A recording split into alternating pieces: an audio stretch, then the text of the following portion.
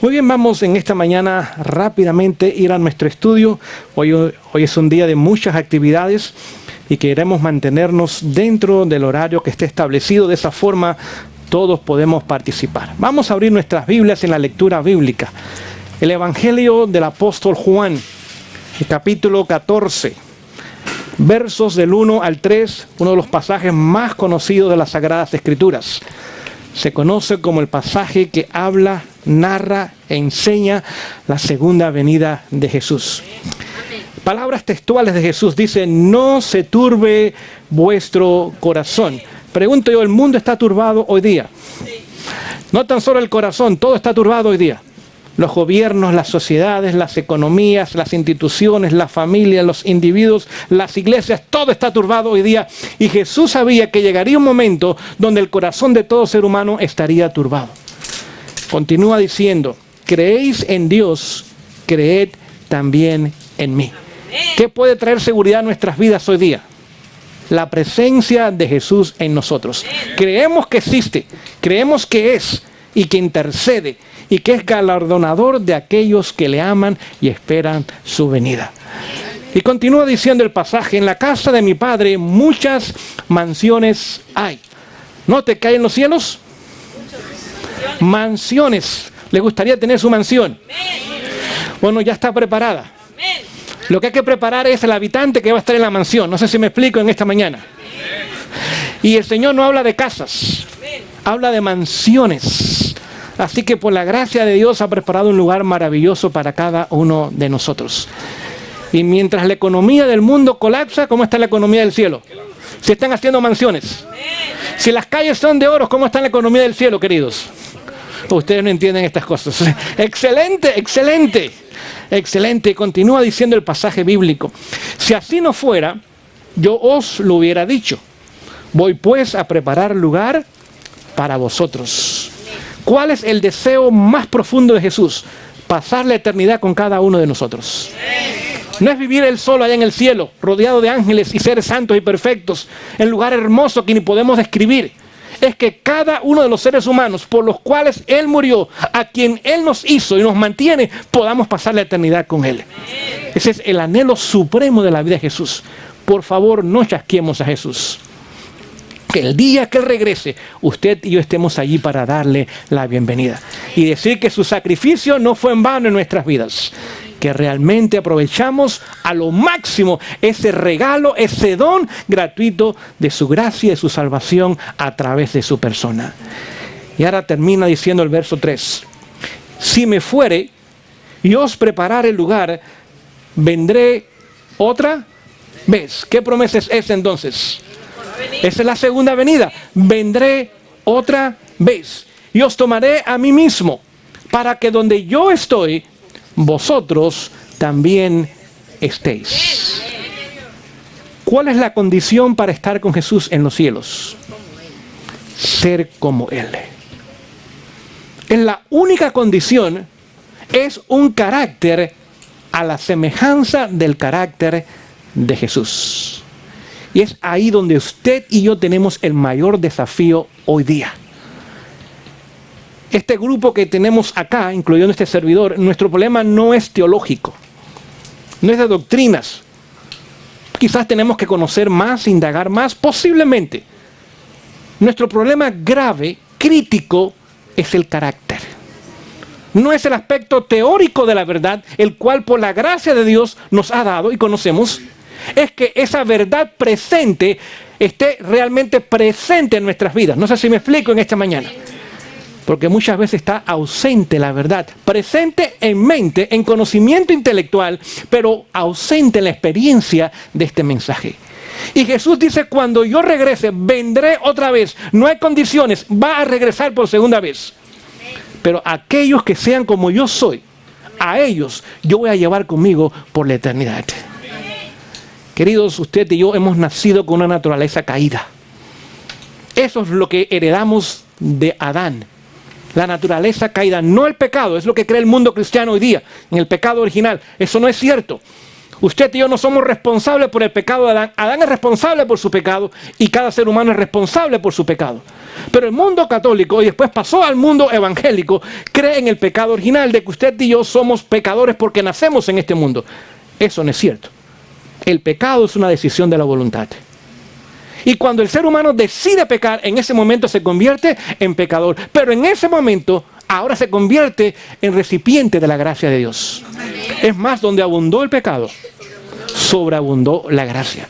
Y se nos ha dicho que por el pecado y la tragedia que ha traído a este mundo, Dios nos ama aún más que si jamás este mundo hubiese pecado. Queridos, no tenemos idea de la inmensidad de su amor y de su gracia por cada uno de nosotros en esta mañana. Pero esa gracia y esa misericordia tiene que obrar en nosotros una transformación para que ahora por la gracia de Dios usted y yo podamos un día estar en su presencia y nunca jamás el pecado se levantará por segunda vez. Es decir, Él tiene que tomar a seres humanos deformados por el pecado, afeados por el pecado, degradados por el pecado, en diferentes condiciones, y tomar ahora a ese ser humano y comenzar a formar una nueva criatura donde Él pone otra vez el carácter de Él en cada uno de nosotros. Lo que el pecado hizo fue borrar o tratar de borrar la imagen de Dios en el ser humano. Y es el plan de Satanás, tener un pueblo que ahora represente el carácter de Él, mientras Dios también tendrá un pueblo que ahora representará su carácter. Con eso en mente vamos al libro de Apocalipsis capítulo 14 y vamos a ver allí la obra que el Señor desea hacer en nuestras vidas. Apocalipsis capítulo 14, muy conocido este capítulo, pues ahí encontramos el mensaje de los 3 ángeles, pero en esta mañana no vamos a hablar tanto de ese mensaje, sino vamos a hablar del evento que viene después del mensaje. Apocalipsis 14, vamos a comenzar a leer en el verso 14. Dice lo siguiente: y miré, aquí está Juan en una visión, y he aquí una nube blanca, y sobre la nube uno sentado semejante al Hijo del Hombre, que tenía en su cabeza una corona de oro. Pregunto yo, ¿quiénes usan coronas de oro? Los reyes. Viene como victorioso, viene como el invicto de toda la eternidad, viene como el que ha destruido el reino de Satanás y ha preparado un pueblo para encontrarse con él. Ha sido coronado y será coronado por la eternidad, pues ganó esa victoria allá en la cruz del Calvario. No olvide, en la cruz del Calvario, ¿quién fue juzgado? Satanás. Cuando el universo contempló cómo Satanás trató al Hijo de Dios, quien era inocente y sin pecado, dice que la simpatía o las dudas o las preguntas o las incógnitas que había en su mente desaparecieron para siempre. Así que Satanás y sus demonios fueron juzgados en la cruz. Y Jesús nos dice, cuando yo sea levantado, yo traeré a todo el mundo, pero juzgaré al príncipe de este mundo. En Apocalipsis capítulo 12 encontramos que Satanás fue expulsado del cielo la primera vez, capítulo 12, verso 7, ¿sí o no? Y no tenemos el tiempo para leer todos los versículos. Si usted sigue leyendo, en el versículo 10 fue expulsado por segunda vez. Ahora de la simpatía del universo. No olvide, desde el tiempo de Adán hasta la muerte de Jesús, ¿quién era nuestro representante aún en los cielos? Era Satanás. El libro de Job lo demuestra en 2 ocasiones. Es más, Dios dice, ¿de dónde vienes? Digo, bueno, vengo de mi territorio. Y Dios no lo cuestionó. Así que vemos que por 4000 años nuestro representante era el usurpador, porque le usurpó a Adán la posición que él tenía. Y si usted lee el capítulo 8 del libro de Salmos, dice que Dios coronó a Adán. Así que Adán era el rey o el representante o el embajador o el gobernador de Dios en este mundo. Pero cuando llegamos al libro de Job, que fue el segundo libro que escribió Moisés, primero el libro de Génesis, mientras cuidaba el rebaño de su suegro y mientras su carácter estaba siendo preparado. ¿Cuántos años vivió en Egipto Moisés? 40 años. ¿Cuántos años tuvo que desaprender lo que había aprendido en Egipto en el desierto? 40 años también. No olvide, Moisés estaba listo para libertar al pueblo a los 40 años. ¿Y cómo lo demostró? Pues le quitó la vida a un egipcio. Es más, Esteban en su último discurso dice que Moisés había sido preparado en toda la ciencia de Egipto. Era el futuro faraón.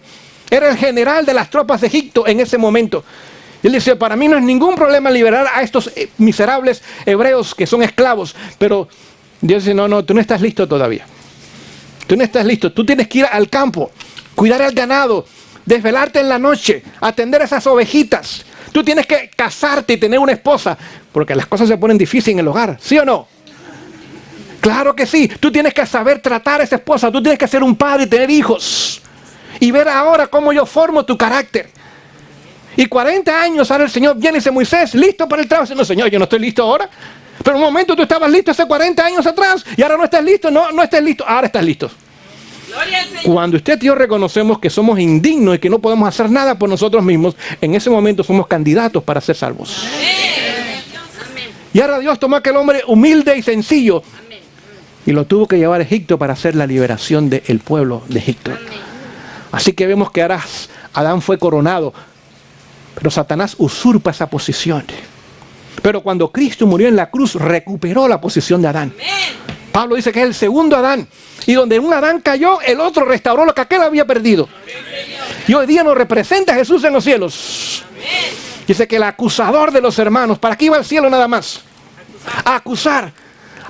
¿No acusó a Job? ¿Y qué dijo Dios de Job? Recto, perfecto, temeroso de Dios y apartado del mal. Lo dijo 3 veces. Y Satanás dice, no, eso no es cierto, te lo voy a demostrar. En el libro de Job, realmente, ¿quién estaba en tela de juicio? Era Dios. ¿Qué hubiera pasado si Job hubiera fracasado? ¿Quién hubiera quedado mal delante del universo? No era Job, porque Job era un pecador. Era Dios que había dicho, mira, haz lo que tú quieras, pero no le quites la vida. Y él todavía va a ser firme y leal. Por amor me ama este hombre, no por las cosas que tiene. Y si Job hubiera fracasado, quien hubiera quedado mal hubiera sido Dios. Pero Job era fiel y Dios sabía que podía confiar y depender de él. A propósito, Job es un prototipo de los 144,000. El carácter de Job será el carácter de este pueblo al final de la historia humana. Pregunto yo, ¿no viene Dios al final del libro? Y comienza a hablar con Job y con sus amigos. ¿Y qué le dice Job? Tú no entiendes lo que está pasando, Job. Tú ignoras la controversia que está tomando lugar. Primero le habla de Behemoth, una bestia que surge de la tierra. Y después le habla del Leviatán. Este Leviatán vive en el mar, es una bestia que surge del mar. En otras palabras, el Leviatán era un dragón. Es una serpiente rolliza, dice el profeta Jeremías. Pregunto yo, al final de la historia, ¿hay un poder que surge del mar y otro de la tierra? Capítulo 13 de Apocalipsis. ¿Y le hace la vida difícil al pueblo de Dios? Y este pueblo ahora debe vindicar el carácter de Dios, como Job lo hizo. Así que el libro de Job es el libro de los 144,000. Acusado delante de Dios falsamente. La esposa no lo quería. Perdió su familia. No tan solo 10 hijos a la muerte, que es una tragedia el mismo día, pónganse a pensar. Sino su esposa lo echó de la casa. Cuando vinieron sus amigos, estaba debajo de un árbol, no en la casa. La esposa dice, no, tú estás enfermo, me vas a contagiar. Tú tienes el COVID, yo no lo quiero, tú te vas para afuera. Tú tienes el virus yo no te puedo atender porque me vas a contagiar a mí también. No olvides, estaba enfermo desde la cabeza hasta los pies. Y se rascaba con una teja. Eso era contagioso. Así que la esposa le dice, maldice a Dios y muérete. Ya que ni herencia tengo, al menos muérete para yo no tener que cuidarte. Buena esposa cristiana tenía Job. Pero ¿cómo la trató Job? Le dice, querida, tú hablas como si fueses una mujer no cristiana. Pero yo sé en quién he creído, dice Job. Sus amigos lo acusan. Sus parientes lo ignoran. Sus ex trabajadores le escupen el rostro, dice Job. Y era flaquito, delgadito, dice que su piel estaba pegada a su hueso.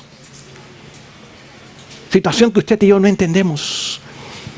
Pero en todo eso se mantuvo fiel Job al Señor.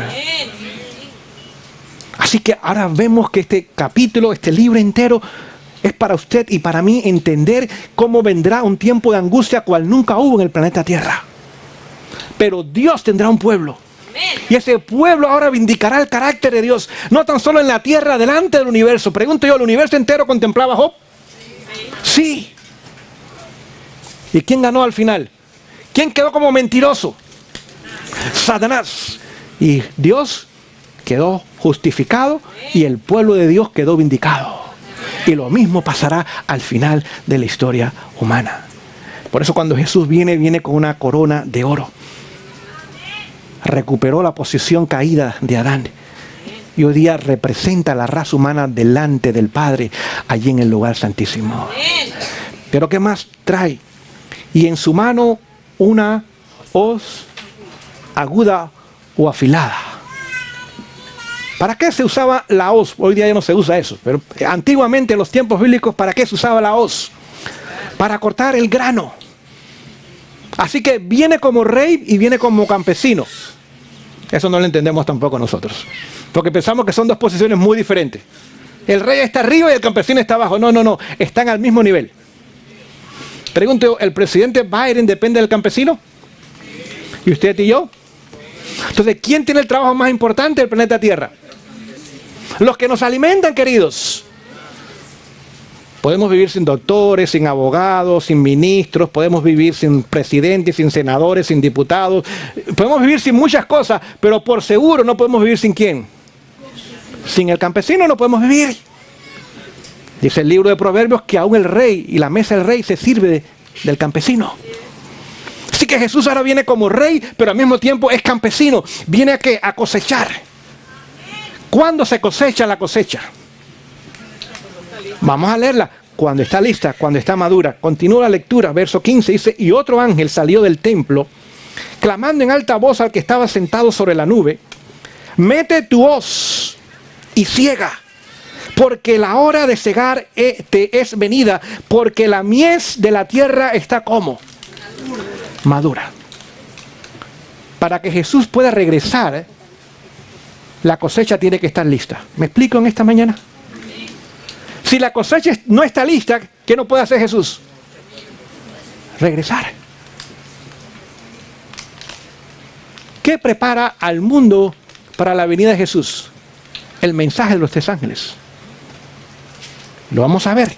Prepara al mundo creyente, converso, salvo, y al mundo no creyente, inconverso y perdido. El mensaje de los tres ángeles prepara al mundo como ningún otro mensaje ha preparado al mundo. O para perdición o para salvación.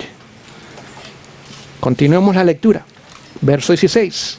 Y el que estaba sentado sobre la nube metió su hoz en la tierra, y la tierra fue cegada.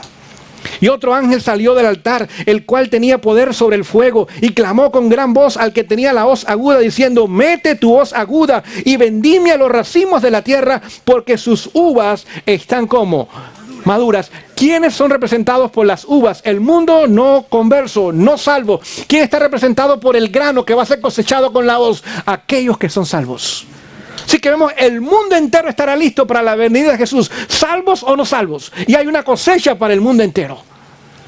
La cosecha de la mies, vemos que se le encarga a Jesús con la hoz. Mientras que los ángeles hacen la cosecha de las uvas. Continuemos la lectura. Y el ángel metió su hoz aguda en la tierra y vendimió la viña de la tierra y la echó en el gran lagar de la ira de Dios. El lagar fue hollado fuera de la ciudad, y del lagar salió sangre hasta los frenos de los caballos por 1600 estadios. Este mensaje es tan poderoso, los tres ángeles, que es el único mensaje que prepara al mundo para el regreso de Jesús, o para salvación o para perdición. Pero este mensaje es tan poderoso que prepara a un grupo de hombres y mujeres para vindicar el carácter de Dios. Esto se le conoce como la última generación. Pero este mensaje es tan poderoso que si leemos el versículo 13, no lo vamos a hacerlo en esta mañana, aquellos que mueran el mensaje de los tres ángeles, para ellos hay una resurrección especial. Ningún otro mensaje ha hecho eso en la historia anteriormente. El mensaje de Noé fue poderoso y cierto. El de Elías en el Monte Carmelo, poderoso y cierto. El de Juan el Bautista, poderoso y cierto.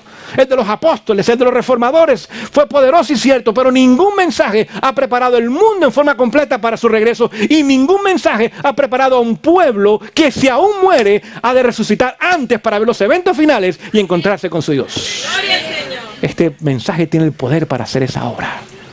Es el mensaje más solemne y más poderoso que alguna vez se le haya confiado a seres mortales, se nos ha dicho.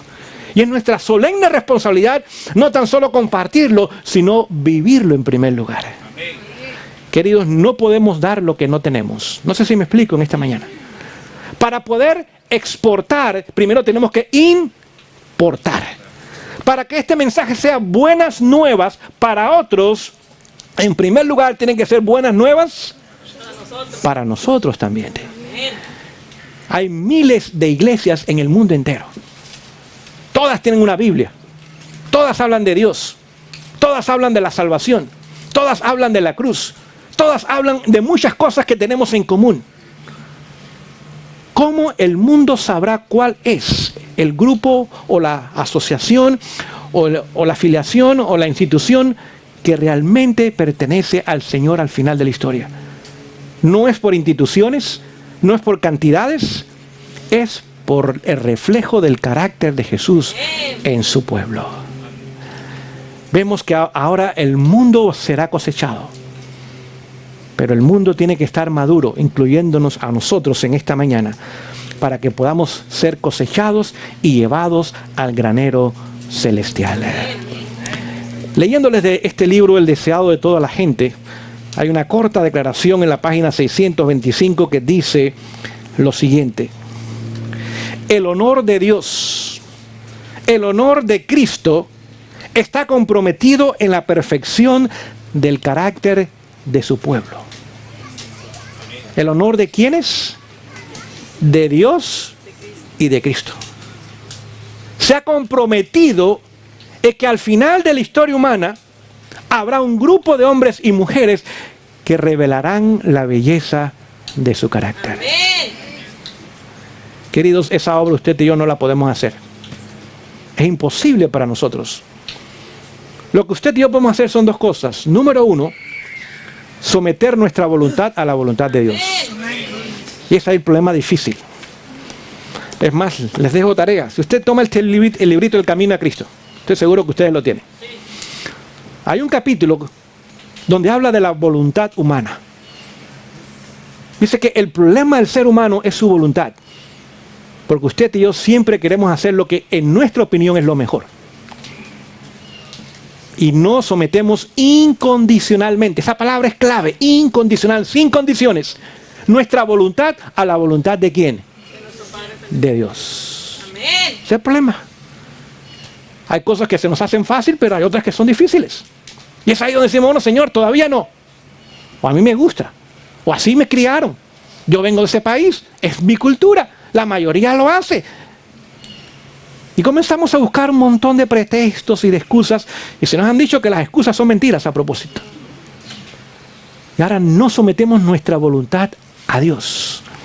En segundo lugar, nos dice que tenemos que cooperar con Dios. Y ahí también tenemos problemas.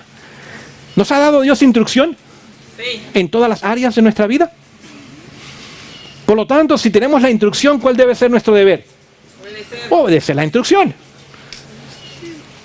Pero ahí también tenemos problemas. Porque hay ciertas cosas que Dios pide que no son muy agradables para el ser humano. Entonces ahí otra vez no cooperamos con el Señor. Por lo tanto, el momento que digo, Señor, no quiero hacer tu voluntad, el Señor detiene su obra. Dios jamás forzará su voluntad sobre mi voluntad. ¿Tiene el poder para hacerlo? Le sobra el poder para hacerlo. Pero nunca usa la fuerza. Satanás es el quien usa la fuerza. Dios tan solo usa el principio del amor. Amén. Y cuando el amor es implementado, ahora o se rechaza o se acepta, ¿sí o no? Damas, ¿no hubieron caballeros que le pretendían y usted le dijo que no? Ahora ninguna quiere confesar. Está bien, no hay problema. No hay problema. Caballeros, ¿no hubo damas que pretendimos y nos dijeron que no? No, tampoco vamos a decir nada nosotros. ¿Tenía derecho esa mujer a decidir? ¿Nuestros deseos eran de amor por ella? ¿Y tenía el derecho de rechazar el amor esa señora o señorita? Claro que sí. Y lo hizo posiblemente y quizás fue la mejor decisión. Y lo mismo pasa con el ser humano. Dios toca, pero no fuerza. Dios invita, pero no empuja. Y el momento que usted y yo le ponemos un alto a Dios, hasta ahí llega el Señor. Ya no puedo hacer nada más. El momento que digo, Señor, haz tu obra en mí, aunque yo no quiero, pero quiero, porque hay una lucha en nosotros entre el bien y el mal. En ese momento, la luz verde se prende para Dios. ¿Me explico la luz verde? Y ahora el Señor tiene completa libertad para entrar y Satanás no puede acusarlo. Dice, no, Él me está invitando a que lo ayude. Gloria al Señor. Amén. Y como me está invitando, yo no lo puedo negar. Amén. Porque todo que viene a mí, yo no le echo fuera. Amén. Lo compré. Exactamente. Comprado por redención y hecho por creación. Me pertenece 2 veces. Y Satanás dice, bueno, no puedo decir nada, porque tiene toda la razón. Leo una corta declaración de este libro, la cual me llama siempre la atención. Capítulo 4 dice lo siguiente: la guerra contra nosotros mismos es la batalla más grande que jamás hayamos tenido que pelear. ¿Dónde se encuentra nuestro peor enemigo? Nuestro yo. Está dentro de nosotros. ¿El pueblo de Dios tiene otros enemigos? Sí. Pero el más grande, el peor, el más difícil, no está fuera de nosotros, está dentro de nosotros. No dice que es una batalla, no dice que es un juego. Una batalla hay sangre, hay muerte, hay derrota, hay conflicto, hay controversias, hay luchas. En un campo de batalla, cuando usted termina la batalla, lo que hay es sangre corriendo en todos lados y cadáveres. Dice, la lucha contra nosotros mismos es la batalla más grande que jamás hayamos tenido que pelear. El rendirse a sí mismo, mi voluntad, rendirla a la voluntad de Dios, entregando toda la voluntad de Dios, requiere una lucha. Saben que cuando Satanás habla, nos hace pensar que estamos hablando de nosotros. Porque él usa la palabra yo. Pongo un ejemplo, son las 10 de la noche. Y entro a la cocina. Y sé que dentro del refrigerador hay cosas que me agradan. Y hay una voz que me dice, yo tengo hambre. Pero esa voz no soy yo. Es lo que me quiere hacer pensar que yo tengo hambre. ¿Quién está hablando realmente? El enemigo. Pregunto yo, ¿las 10 de la noche es hora para comer? No. ¿A 11 hay hambre? No. No es hora de comer, a 11 hay hambre. Es hora de dormir, tómese un vaso de agua. Sí, nadie dijo amén a esto. No les gusta ese plan a ustedes. Oiga. Gloria al Señor. Tómese un vaso de agua y acuéstese mejor. ¿Entendemos? Satanás no habla en primera persona. Yo. ¿Cuál es la primera persona del singular en español? Yo. ¿Cuál es la última persona en el singular de español? Él. Sí, la gramática está al revés. ¿Quién debería ser la primera persona? ¿Quién debe ser la última persona? Hasta la gramática está dañada por el pecado. Porque yo me pongo en primer lugar.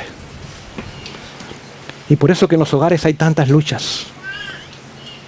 El esposo dice yo mando, la esposa dice yo también. Vamos a ver quién manda aquí ahora. ¿Y qué viene inmediatamente? Conflictos. Los padres dicen nosotros mandamos. ¿Y qué dicen los hijos? Oh, gracias. Los hijos también dicen nosotros mandamos. Y ya viene el conflicto. Exactamente. Por eso Jesús dice, yo he venido a servir y no a ser servido. Y el que no sirve, no sirve. No sé si me explico en esta mañana. ¿Usted quiere caerle bien a la gente? Sírvale. Usted quiere tener conflicto, llega a la iglesia y diga, póngamele de primer anciano y yo voy a predicar una vez al mes y usted va a tener conflicto. Dígale, yo quiero limpiar el baño y cortar el pasto. Ay, el hermano más hermoso que ha llegado a la iglesia. Óigame, qué bendición este hermano que ha llegado a este lugar. ¿Entendemos cómo trabaja este elemento de orgullo y de yo que ha destruido al ser humano? Y Jesús vino a demostrar exactamente lo opuesto. La regla del amor se demuestra en el servicio. Juan 3:16 dice, de tal manera amó Dios al mundo que recibió. Dios. ¿Entendemos eso, esposo, en esta mañana? De tal manera amo yo a mi esposa que doy. Como Jesús amó a la iglesia y se dio a sí mismo por ella. Y déjenme decirles, no hay esposas que no son fáciles de llevar. Es la verdad, queridos. Ahora, no vamos a señalar a nadie en esta mañana, no se preocupe. Pero hay mujeres que no son fáciles. Su carácter es terrible. Como hay hombres que tampoco son fáciles. Y su carácter es terrible. Pero la esposa que ama, dice, de tal manera ama a la esposa, al esposo, que se da. Y aquel que da, redime, salva, eleva, ayuda, salva. Y termina diciendo esta declaración, para que el alma sea renovada en santidad, debe someterse ante todo a Dios. A Dios. Tenemos que entender entonces que el Señor quiere preparar a un pueblo para encontrarse con Él. Y necesita tomar nuestros caracteres y darnos un carácter nuevo. Leyéndoles de este libro Palabras de Vida del Gran Maestro, en la página 47 hay una declaración que ustedes también conocen muy bien, pero en esta mañana vale la pena que sea leída. Dice, cuando el fruto esté maduro, enseguida se mete la hoz, porque la siega ha llegado. Cristo espera con un anhelo anhelante la manifestación de sí mismo en su iglesia. Cuando el carácter de Cristo sea perfectamente reproducido en su pueblo, entonces, y esa palabra es muy importante, entonces, y tan solo entonces, vendrá Él para reclamarnos como suyo. Pregunto yo, ¿en el cielo habrá pecado? No. No. ¿Cuál será el gozo de los redimidos? ¿Amar a quién? ¿A aquel que nos salvó? Y el segundo gozo de los redimidos, ¿cuál será? Amar a nuestros prójimos. Nadie va a estar esperando, no, el primer lugar, el segundo. No, esas cosas no van a existir. Al contrario, si hubiera un primer lugar, todos queremos que otro sea el primero. Porque nos reconoceremos que ninguno de nosotros merece haber llegado a ese lugar. Como cristianos, tenemos la oportunidad no solo de esperar, sino de apresurar la segunda venida de nuestro Señor Jesucristo. Si todos los que profesan el nombre de Cristo llevasen fruto para su gloria, cuán prontamente se presentaría en todo el mundo la semilla del Evangelio. Rápidamente maduraría la gran cosecha final y Cristo vendría para recoger el precioso grano. Hago la pregunta en esta mañana, ¿quiénes estamos demorando la venida de Jesús? Nosotros. Pregunto yo, ¿el Vaticano está listo para los eventos finales? ¿El protestantismo apóstata está listo para los eventos finales? ¿Estados Unidos se está preparando para los eventos finales? ¿El mundo también? ¿Y por qué el Señor no viene? Porque todavía no hay grano maduro. El grano está verde. Y el grano verde no se puede cosechar. Tiene que estar maduro. Por eso el Señor nos da cada día de su espíritu.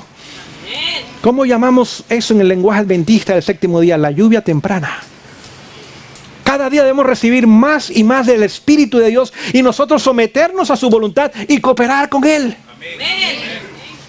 Esa lluvia temprana, ¿qué hace? Esa lluvia temprana ahora trae ¿qué cosa? El grano, para que se madure el grano.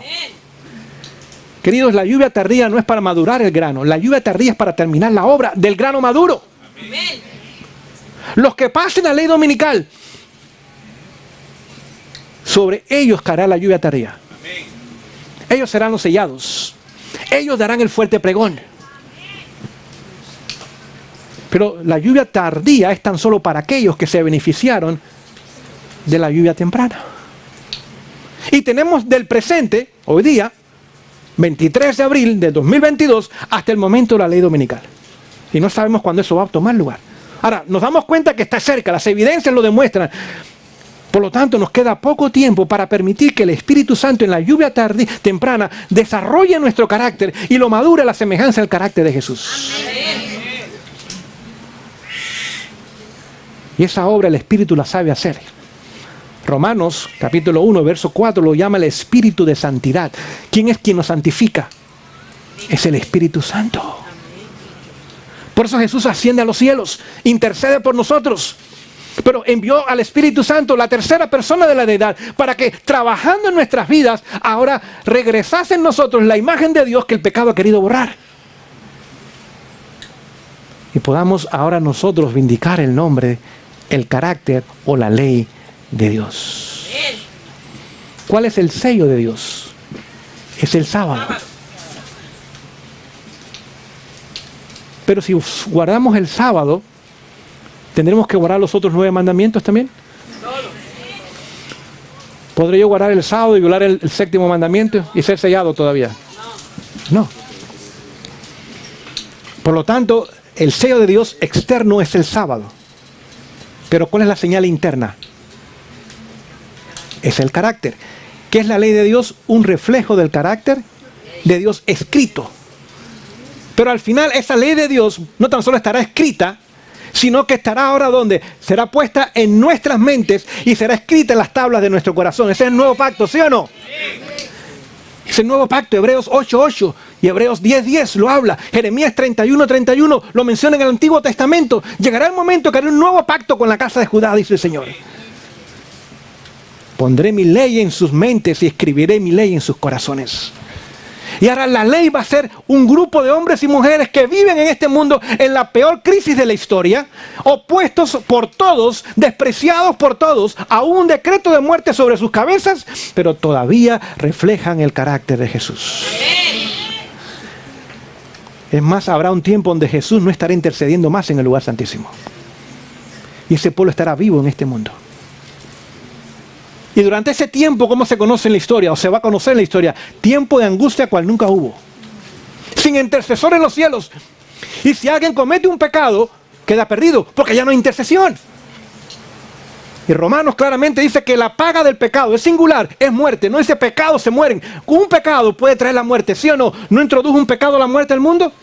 Por lo tanto, un pecado puede causar nuestra muerte. Habrá un grupo de hombres y mujeres que durante ese periodo, sin intercesión en los cielos, aunque el Espíritu Santo va a estar en sus corazones, es lo que los va a mantener a ellos, se mantendrán sin pecar, vindicando el carácter de Dios, queridos. Dice que debemos tratar con toda nuestra fuerza de formar parte de ese grupo.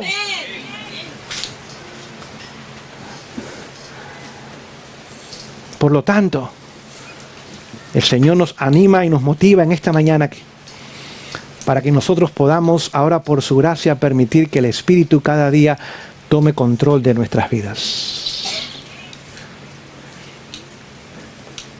¿Cómo es que el Espíritu toma control de la vida del ser humano? Cuando nos sometemos a Él. Señor, dame más y más de tu Espíritu cada día.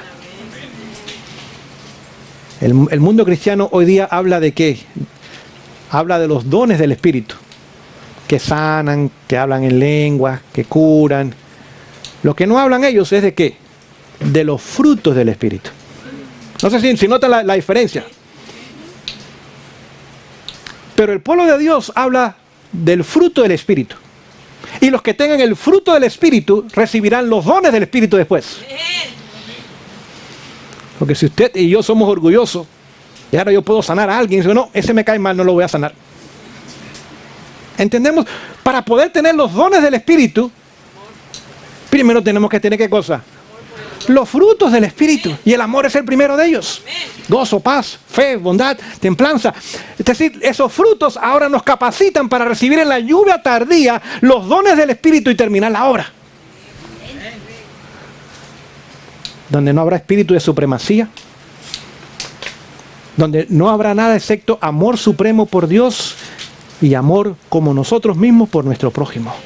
Aún por aquellos que nos desprecian y nos rechazan y nos persiguen. Queridos, esa es la obra que el Espíritu Santo desea hacer en nosotros. Así que la primera herramienta que Dios nos da es su Espíritu. La segunda herramienta que el Señor nos da es su palabra. Este libro tiene poder para transformar. Les pongo un ejemplo. Rey David adulteró y cometió homicidio con la espada de los moabitas, pero le quitó la vida a Urías Eteo, ¿sí o no? Sí. Delante de Dios, ¿quién fue el culpable de la muerte de ese hombre? Fue David. ¿Estaba perdido o estaba salvo? Perdido. 100% perdido. ¿Lo amaba a Dios? Sí. ¿Sí? ¿Le envió un profeta? ¿Quién escribió la Biblia? Dios. Bueno, Dios no la escribió, Dios la inspiró. ¿Quién escribió la Biblia? Los profetas. ¿Los profetas no eran los portavoces de Dios? Cuando el profeta le trajo la palabra de Dios a David y lo convenció de pecado, ¿hubo salvación para este hombre? Amén. Escribe el Salmo 51. Crea, oh Dios, en mí un corazón limpio y renueva un espíritu recto dentro de mí. No quites de mí tu espíritu ni me eches de tu presencia. Renueve en mí el gozo de la salvación y espíritu noble me sostenga. Es decir, cuando usted y yo leemos la palabra de Dios nos comienza a leer a nosotros. Yo estoy leyendo la palabra de Dios, Mateo 5, dice, el hombre que codicia a una mujer es adúltero. ¡Oh! ¿Cuántos adúlteros tenemos en esta mañana? No levanten la mano, por favor. ¿Me explico lo que hace la palabra de Dios? Dice, si tú dices que tu hermano es necio, eres culpable de homicidio. De homicidio, póngase a pensar. Séptimo mandamiento, el de la mujer. Sexto mandamiento, el de la vida. Así que cuando leemos la palabra de Dios nos comienza a leer a nosotros. Y comienza a demostrar nuestros defectos de carácter, nuestras debilidades, nuestras flaquezas, nuestros vicios, nuestras malas costumbres y hábitos. Y ¡ay, Señor! Como dijo Pablo, ¡ay de mí, hombre pecador! ¡Muerto estoy yo! Pero gracias a Dios por el don de Cristo Jesús. Es decir, que ahora la palabra me lleva a Jesús. Ahora la palabra me lleva a Él. La palabra ve mi condición caída y me condena, pero no aplica la condena, sino que me lleva al Salvador, quien quita la condena. Por eso Satanás no quiere que estemos en este libro. Todos los días deberíamos tomar tiempo para escudriñar la palabra de Dios, para que nos escudriñe a nosotros. Lo tercero que Dios nos da es la fe. Dice que nuestra fe vence al mundo. ¿Nuestro enemigo no es el mundo? ¿Y las cosas del mundo? Sí. ¿Y cómo podemos distanciarnos del mundo? A través de la fe. Hebreos 11:6 dice que sin fe es imposible agradar ¿a quién? A Dios. ¿Y cómo tenemos fe? Romanos 10:17 dice que la fe viene por el oír y por el oír de la palabra, como estábamos leyendo o viendo anteriormente. Así que ahora la palabra de Dios pone en mí que fe. ¿Y qué es fe? Confianza en Dios, que lo que Él ha dicho puede hacer. ¿Qué es la fe? Es la certeza de lo que no vemos y la seguridad de lo que no poseemos. Sí, Señor, yo soy un pecador, pero tú has prometido hacerme un santo, Señor. Toma control de mis labios, toma control de mi pensamiento, toma control de mi vida, toma control de toda mi vida, Señor. Y mientras yo someto toda esa voluntad de Dios, ahora el Señor pone la naturaleza divina en mí. Lo cuarto es la oración. Y cuando me hablo de la oración, me hablo de la oración personal. Tipo Jacob, no sé si me explico en esta mañana. No la oración de congregación, es buena, es necesaria, es importante, pero es la oración personal. Señor, hasta que no me bendigas no te voy a soltar. Queridos, eso no toma lugar en 2 o 3 minutos. Tampoco puede ser un rezo. Cuídame, protégeme, bendícelos, aliméntame. Yo tengo que abrir mi corazón a Dios como un amigo. Señor, tú me conoces como yo soy. Yo no te puedo esconder nada a ti, Señor. Señor, y no hay excusa para mi condición. Aunque mis padres me criaron de esta forma, aunque yo vine de este país, aunque la cultura es esta, aunque la mayoría hace y dice, Señor, yo quiero ser como tú eres. Amén. Señor, dame tu carácter. Amén. Esa oración que no tan solo reconoce nuestra necesidad, sino que admite que tenemos que tener intervención divina, un poder superior a nosotros, que no tenemos nosotros. Y está fuera de nosotros, no está en nosotros. Ese poder ahora puede hacer y terminar la obra en nosotros. El quinto elemento que el Señor usa es la verdadera educación. Dice la cita inspirada que aquellos que no entendamos la verdadera educación, no habrá lugar para nosotros en el reino de los cielos. Por eso cuando Dios estableció este movimiento, le dio un sistema diferente de educación. Y hoy día ninguna de nuestras instituciones lo está siguiendo. Han sido acreditadas con el mundo. Y siguen el currículo del mundo, y siguen las clases del mundo, y el método del mundo. Tenemos que entender la verdadera educación, y yo les animo en esta mañana y los desafío a estudiar los principios de la verdadera educación. Les dejo tarea. Lea el libro de la educación. La página 31 dice que educar es redimir. ¿Entendemos esos padres en esta mañana? Abuelos, ¿entendemos eso? Educar es redimir. Dice que tanto en la educación como en la salvación no se puede poner otro fundamento que el que está puesto, Jesucristo. Padres, ¿cómo podemos enviar a nuestros hijos a las escuelas públicas y esperar que salgan cristianos de ahí? Que aprendan de evolución, de homosexualismo, que aprendan toda la basura que hoy día se enseña en esos lugares, y esperar que de lunes a viernes estén ahí de 7 de la mañana a las 3:30 de la tarde, y que el sábado vengamos unas horitas a la iglesia y van a ser cristianos nuestros hijos. ¿Cómo puede pasar eso? Explíquenmelo, yo no lo entiendo. ¿Cómo podemos seguir enviando a nuestros hijos a esos lugares? Gloria al Señor. Hable, papá. ¿Será que el Señor nos está llamando a educar a nuestros hijos en casa? Porque lamentablemente nuestras escuelas hoy día tampoco reflejan los principios de educación, y son carísimas. Nuestras escuelas celebran Halloween, y Easter, y todas esas cosas que no tienen ningún fundamento bíblico. Todas nuestras universidades en Estados Unidos enseñan evolución. Evolución en nuestros colegios principales, desde Andrews hasta Loma Linda.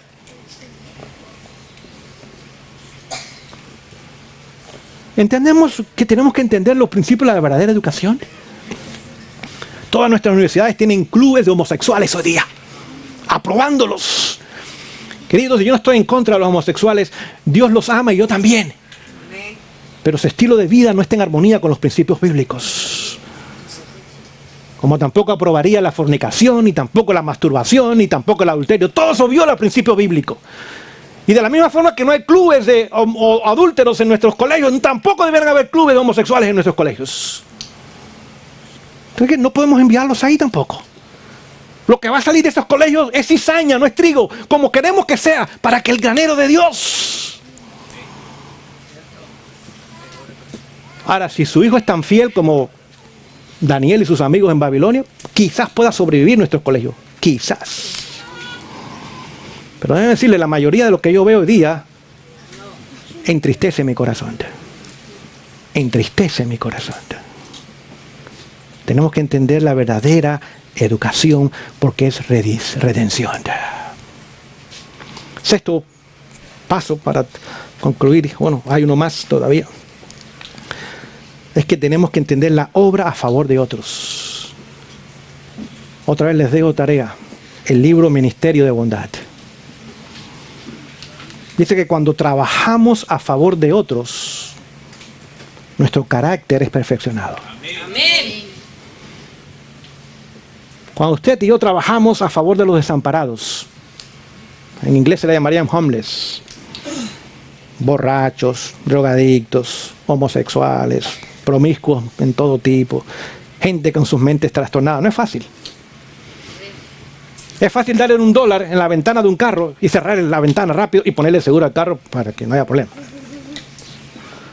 Pero ministrarles a ellos, ir a esos lugares donde viven ellos, en las calles, debajo de los puentes, y sentarnos a su lado, llevarles un plato de comida, tratar de establecer una conversación con ellos, tratar de orar con ellos y por ellos, oliendo cosas que no son agradables, gente sucia, que quizás tienen semanas sin bañarse. No es agradable. Pero ¿qué hace con mi carácter? Lo forma. Lo forma. Por eso es tan importante la obra médica misionera. Yo he estado en lugares donde he ido para tratar de capacitarme en la obra médica misionera. Y no es fácil trabajar con la gente enferma, déjeme decirle. Y cuando usted llega, usualmente lo ponen a trabajar donde nadie quiere trabajar. Lo primero que hacen con esa gente es darle jugos cada hora. Porque esa gente están estreñidas. Sus sistemas de eliminación están tapados. Y cuando esa gente comienza a hacer el baño, le dan una máscara a usted. Yo la he usado. Porque lo que sale de ahí usted no tiene idea. El olor más la apariencia no es algo fácil de soportar. Pero usted y yo necesitamos ese trabajo. Amén. Estamos acostumbrados a las alfombras, al aire acondicionado, a la comodidad, a que todo se nos dé, que haya un buffet para comer todo el tiempo. Queridos, eso deforma el carácter. Jesús dice que no tenía ni a dónde recostar su cabeza. Y su comida muchas veces la compartía con aquellos que no tenían alimento y quedaba con hambre Jesús. Sea lo que el deseo de toda la gente lo dice. Tenemos que aprender a trabajar con los desafortunados en la formación del carácter. Es fácil ignorarlo. Ah, ese drogadicto, ese alcohólico, esa prostituta, ese homosexual. No, queridos. Son candidatos al reino de los cielos. Y este mensaje tiene que llegar a ellos también, porque el poder de salvación se muestra en nosotros, pero en ellos también. Y no nada más darle el dólar en la ventana del carro y esperar que la verde esté puesta para irnos cuanto antes. Por eso hemos tratado de desarrollar un ministerio a favor de los desamparados con mi familia. Amén. Gloria al Señor. Y vamos y los ayudamos, no todos los días, porque vivimos a 1 hora y media de la ciudad más grande, donde hay cientos hoy día. Usted no sabe la cantidad de personas hoy día que están viviendo en las calles. Bueno, ustedes saben que la economía está colapsando en el país. Y hay miles de personas en las calles. Bien. Hace poco hablábamos con un joven, 17 años fuera, y ya fuera de su hogar. O sea, hijo, ¿por qué saliste de tu hogar? Yo no soportaba mi casa. Hace 3 años, a los 14 años abandonó su hogar.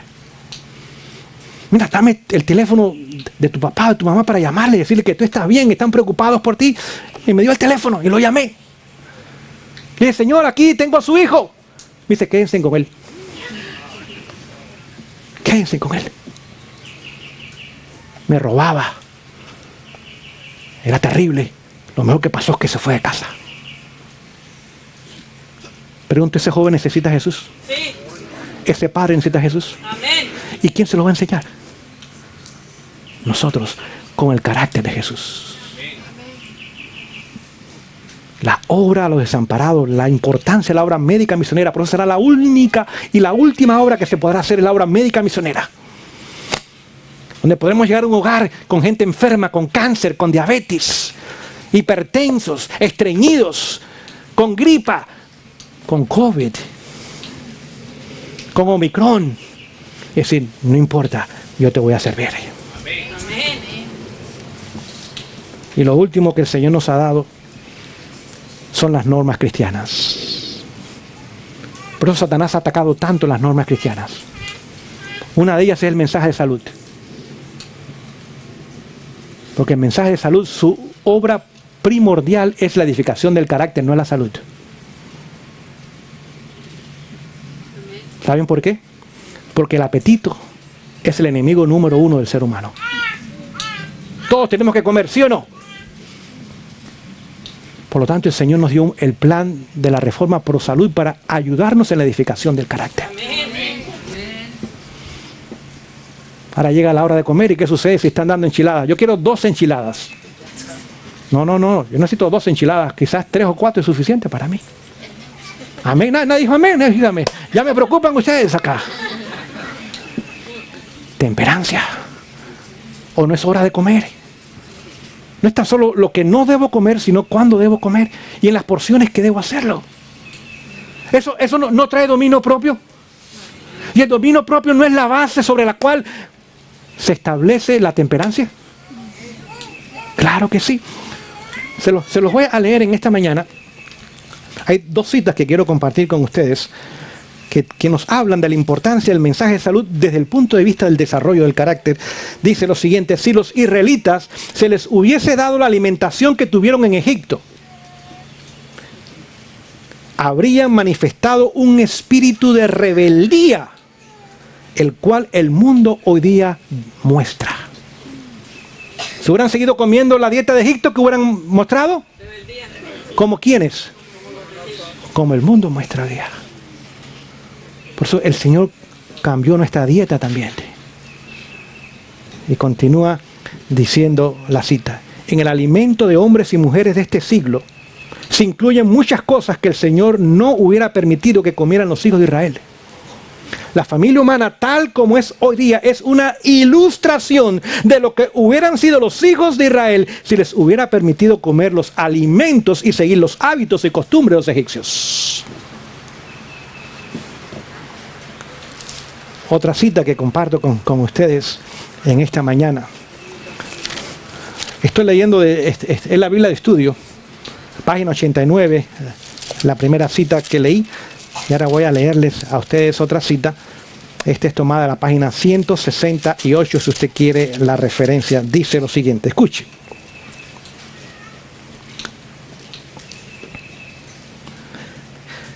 El Señor no proporcionó a su pueblo alimento de carne en el desierto. Porque si ese régimen hubiera sido seguido, enfermedad y rebeldía hubiera sido el resultado. Les pongo un ejemplo. Tratando a un señor en una clínica de obra médica misionera. Este señor tenía la costumbre los viernes de comer su pescado. Le digo: mire, aquí no hay pescado. Aquí no hay nada que tenga una cara, ni un papá, no hay nada de esas cosas aquí en este lugar. Y el hombre se enojó. Se enojó. Y se fue. ¿Por qué? ¿Por qué no le dieron el pescado? 6 meses después murió. Ya tenía cáncer. Pero prefería su pescado que su salud. O su salvación. ¿Entendemos? El alimento y el apetito lo controlaba tanto que prefería morir que vivir. Por lo tanto, vemos ahora la importancia del régimen pro salud en la edificación del carácter. Otra norma cristiana importante es el vestir. Sobre todo para las damas. Dice, de cada 10 mujeres, 9 luchan con las modas. De cada 10 mujeres, 9. 90% de las mujeres tienen luchas con las modas. Y es ahí donde ahora estoy dispuesto a someter mi voluntad a la voluntad de Dios. Los hombres también tienen luchas con las modas, pero como que es un poquito más acentuado con las damas. Por eso el Señor nos dio la reforma en el vestir. Modestia, sí, pero también buen gusto. Porque hay algunos que se visten como espantapájaros. Es más, espantarían al espantapájaro quizás. Quizás muy modestos, pero muy mal combinados. La ropa debe estar limpia, debe estar lavada, debe estar planchada. Porque hay hombres que vienen a la iglesia con la ropa estrujada y digo: Señor, ¿cómo la esposa permitió que ese hombre saliera así a la calle? La reforma en el vestir, la modestia, someter mi voluntad a la voluntad de Dios. El mundo se llena de joyas y de alhajas y de cosas. Dice: no, simplicidad para mi pueblo. No necesitamos anillos, ni cosas que cuelguen del cuello, ni de la oreja, ni de la nariz, porque la gente, y otros lugares que no voy a mencionar en esta mañana. Nada de eso. Sencillez. Sencillez. El famoso escritor y historiador judío Josefo no conoció a Jesús, pero conoció a personas que conocieron a Jesús. Y él escribió cuando usted miraba a Jesús, usted no veía nada en Jesús extraordinario hasta que trataba con él. Era un hombre tan común y corriente como cualquiera de nosotros, en la apariencia externa. Pero cuando usted lo trataba, era derretido por su amor y por su gracia. Por lo tanto, no tenemos que seguir al mundo en joyas y en modas y en cosas que lo que hacen es llamar la atención a nosotros en vez de llamarla a Él. Y por eso Dios nos dio un mensaje tan completo a este pueblo que incluye no tan solo la alimentación, el cuidado del cuerpo, incluye aún cómo cubrir este cuerpo. Cuando entró el pecado, descubrió al hombre y a la mujer, ¿sí o no? Inmediatamente lo descubrió, estaban desnudos. Y cuando se vistieron, seguían desnudos. Porque el traje de hojas de higueras no cubre mucho ni mucho tiempo tampoco. Es más, cuando vino Dios se escondieron. Dijeron, Señor, teníamos vergüenza de encontrarnos contigo. Dios los tuvo que cubrir. Génesis 3, 20 y 21. Mató corderos y los cubrió con pieles. Y puso túnicas sobre ellos. No delantales como se habían hecho. Delantales, no hay mangas. Está corto, la espalda está expuesta. La túnica cubre completamente al ser humano. Y cada vez que vemos en la palabra de Dios una visión de Jesús, lo vemos cubierto de túnica. La belleza de Jesús está por dentro hacia afuera. El santuario era muy común por dentro, por fuera, pero cuando usted entraba era puro oro dentro. Las paredes, el techo, todo era de oro. Afuera eran simplemente pieles de animales.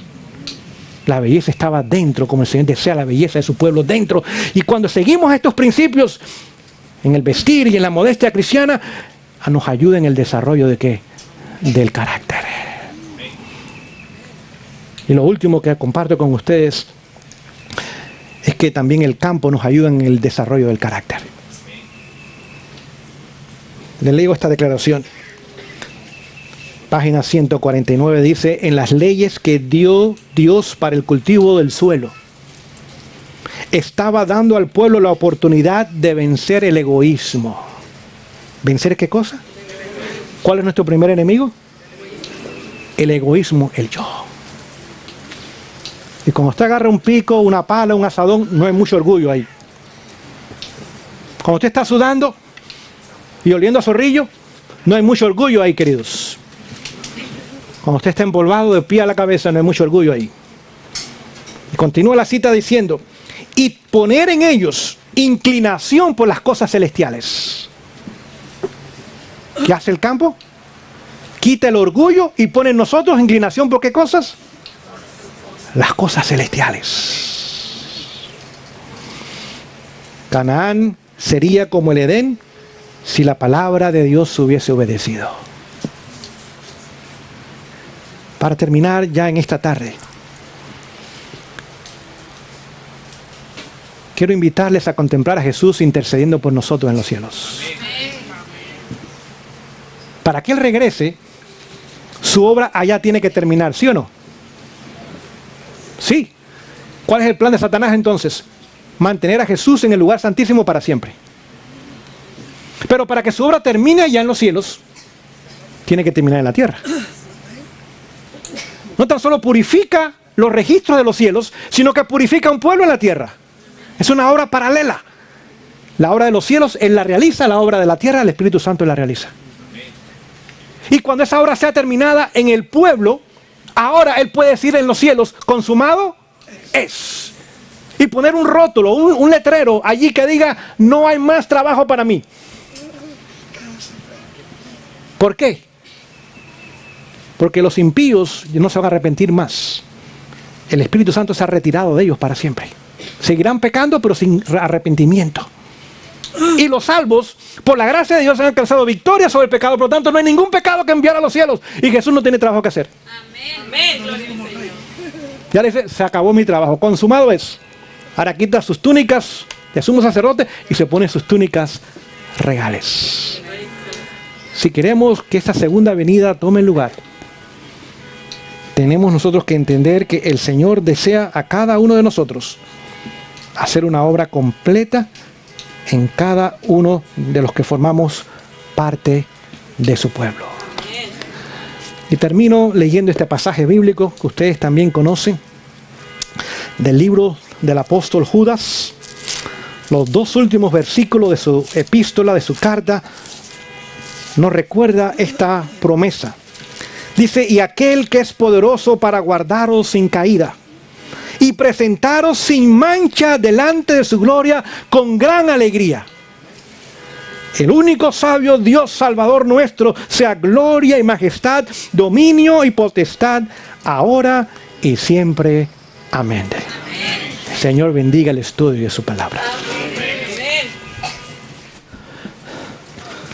Para terminar en esta tarde con esta presentación y el culto, quisiera animarles en su experiencia como con mi experiencia con Jesús. Queridos, el Señor es experto en tomar gente deformadas y formarlas. Tomó a los hijos del trueno, Santiago y Juan. Juan llegó a ser conocido como el discípulo amado. Tomó al impetuoso Pedro, que hablaba y después pensaba. Tomó al perseguidor Saulo y lo hizo el mayor evangelista de la iglesia cristiana. Tomó a Tomás, que dudaba, aún en la misma presencia de Jesús, y lo hizo un apóstol del evangelio.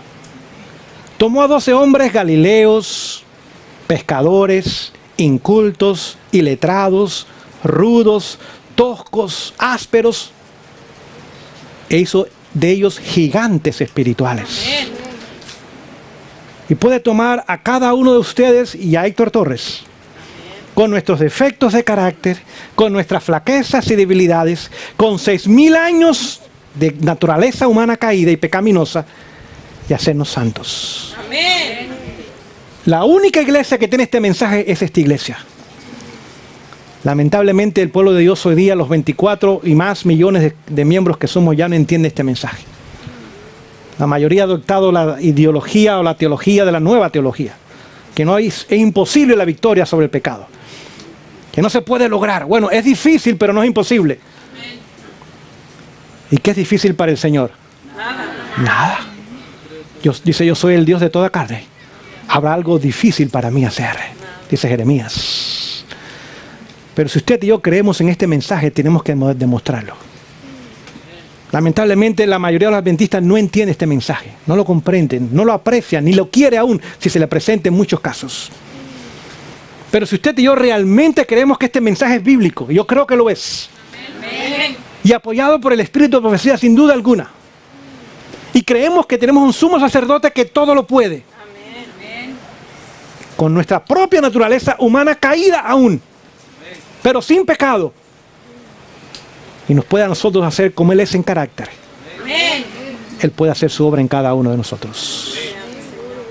En esta mañana usted y yo tenemos el privilegio de ir a Él, recurrir a Él y decirle, Señor, haz tu obra en mí. Someto mi voluntad a tu voluntad, Señor, y voy a cooperar con tu plan. Y el Señor hará la buena obra en nosotros. De rodillas, para aquellos que puedan, vamos a tener la oración final.